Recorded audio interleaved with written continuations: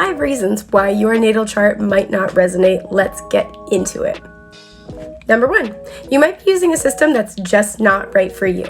Everybody has different opinions about this, but my general rule of thumb is that whatever chart you are intuitively drawn to, whatever system you keep coming back to, you have curiosity about, you feel aligned with, that's the system that probably holds wisdom and information that you need at this point on your spiritual journey.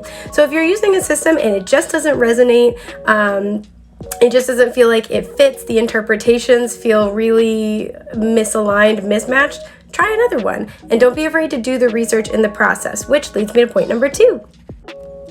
It's worthwhile to do your research or pay somebody else who knows what they're talking about. Have a skilled practitioner lead you through your chart.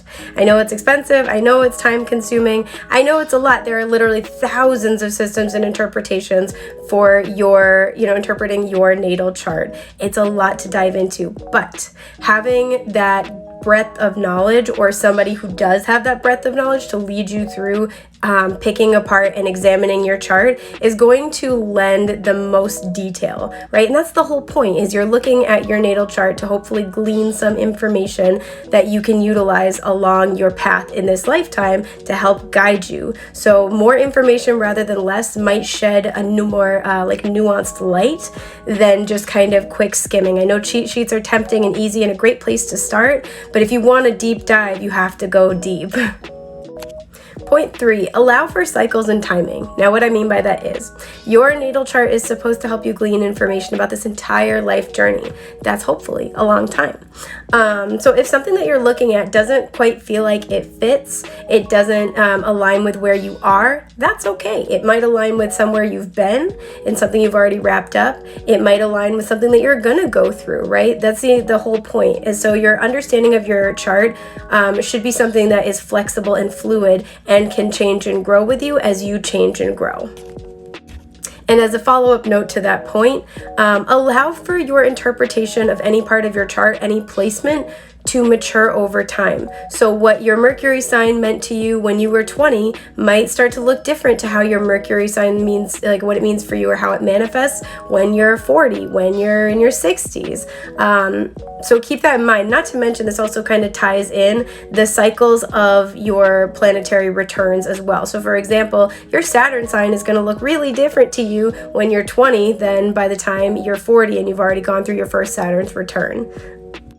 Point 4, try as much as possible not to over-identify with any one part of your chart. I know it's very, very tempting to identify wholly with your, your sun sign.